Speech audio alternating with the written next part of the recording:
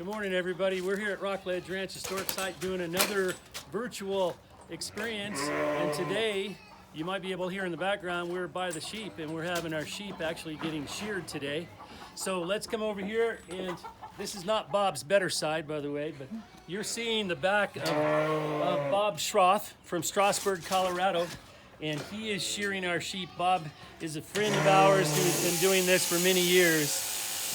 And what you're watching here is an expert in what he's doing. A lot of times people ask, does he tranquilize the sheep? Why is that sheep sitting so still? And it's all about Bob being so good at doing this. And if you maybe can notice, his left foot is under the shoulder of that sheep, and his other foot is under the other shoulder. So in essence, what he's doing, he's not letting that sheep have an opportunity to flex his body and get up and run away. Some sheep don't mind being sheared, but most of them don't like it. So if somebody was shearing this sheep and didn't know what they were doing, that sheep would probably be getting up and running away or struggling the whole time. Once in a while, the sheep will struggle anyway, or they may get tickled by the shear because it feels so strange to them. But what you're seeing here is an expert in what he's doing. I asked Bob earlier, how many sheep, what was the most sheep that he sheared in one day? Would anybody venture to guess? And you can see this is not easy work. That sheep right there weighs probably 150 pounds, and it's leaning against him. And then when that sheep struggles, he has to control it while using those extremely sharp shears, trying not to cut the sheep. He might nick the sheep a little bit, but it's not a big deal. It's kind of like when you're shaving, you might nick yourself, but he, of course, tries not to. Anyway, the most sheep Bob said he's ever sheared was 149 in a 10-hour day. And this is back-breaking work. Look at how he's standing there right now. And he's not just standing there, he's holding that animal too. So it takes a lot of strength, and it's really hard on a person's back. Imagine doing that for 10 hours. Pretty crazy. This is a Scottish Face Rambouillet sheep, and they're known for their wool more than anything else. And so this is one of several sheep that we have here at the ranch. Bob is a very patient, very easygoing person, and I think the animals pick up on his attitude. You know how animals do that, whether it's a dog or a horse or even a sheep. And so they know Bob is kind, I think, and they know that he's not trying to hurt them, so that helps too. Somebody who's really jerky and loud and nervous, I think the animal would pick up on that. But having said that, the other day when I called Bob and said, would you mind coming over and shearing our sheep? He said, Andy, I'd be happy to. He said, how many sheep do you have? And I go, Bob, I don't know. And he is about as close to losing his patience as I've ever seen. He said, well, Andy, how in the world could you not know how many sheep you have? And I said, well, Bob, every time I go out to count them, I fall asleep. I was hoping for the opportunity to tell that story because once a year I get to. But in reality, I think we have 6 sheep here. So Bob can shear a sheep in probably 5 minutes or so. And so with these shears, you can see how quickly the wool comes off. And there's obviously a set program on how he shears an animal. He doesn't just kind of start and wing it as he goes. What you're seeing, the process, he started at the belly and over the shoulders and down the side, and now he's working along the back and the shoulder, the opposite shoulder. Now you may wonder how many times a year do we shear our sheep? Well, believe it or not, what you're seeing right here is a full year. That's 1 year's growth, and we shear the sheep 1 time a year in the springtime. They have the wool to keep them warm in the winter time, and then we shear the wool off in the spring so that they're not hot in the summer. It makes perfect sense. Look how Bob's holding that sheep with his left hand as he's shearing. And so now, I think Bob's going to demonstrate how they used to shear before the electric shears come on, and I'm going to let Bob tell you what he's doing and a little history about these shears. Actually, these particular shears were made by a company in England by the name of Burgin and Ball. They have been making hand shears for over 600 years.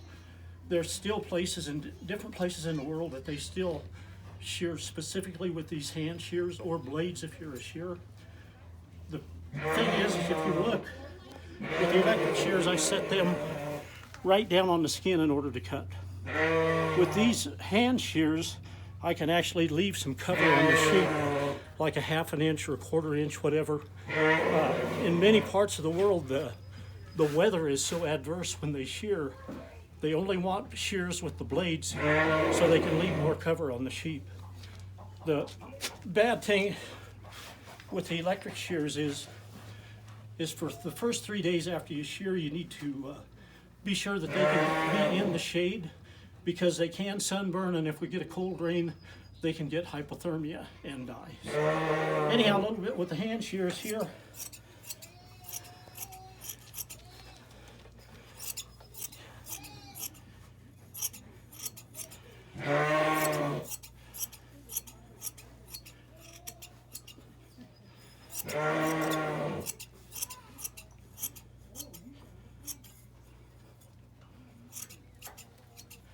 But you can take a look and see that I'm actually leaving more cover with the hand shears than I did the electric shears.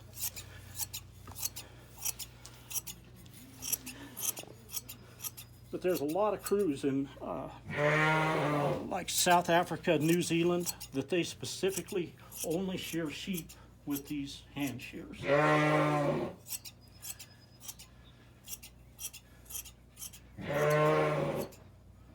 Anyhow, we'll give up on these and go back to the electrics. Okay. I'm a little more proficient with the electrics than I am the hand shears. Do you all notice the shoes that Bob's wearing? Bob, could you mention about your shoes for a second before you turn that on? Sure. These are actually called shearing mocks. They are basically they're just moccasins that tie on your feet. The good thing about these mocks is that you don't have a hard sole, because you're bending your toes or putting your feet on an angle as you're shearing.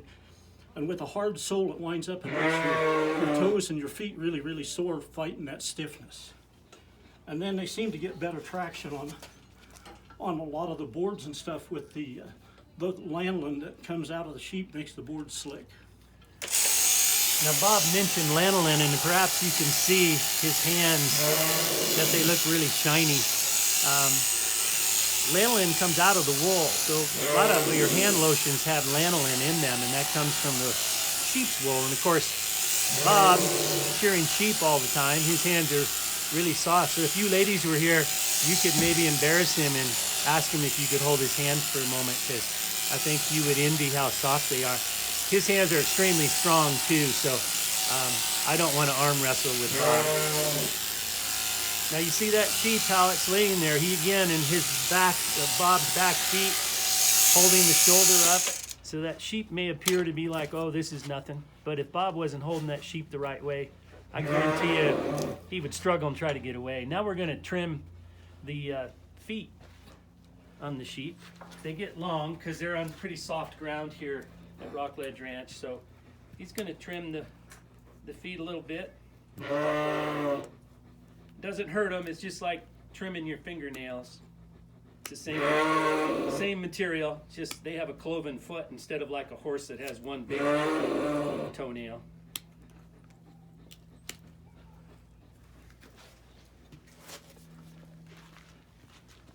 And then I forget that one fleece can make how many sweaters? What I've heard from some of the hand spinners is like 3 to 4 sweaters.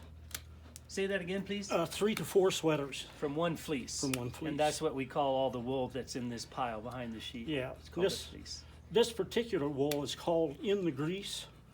So it's got all of the lanolin and sweat salts and dirt in it.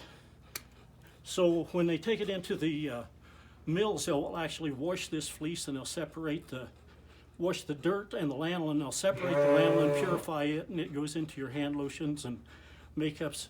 Lanolin will absorb more in human skin than any other oil. So like Andy was saying, it's really, really a good sheep, or really good skin moisturizer, and that, as far as I can tell, is the only benefit of being a sheep shearer is I have soft hands.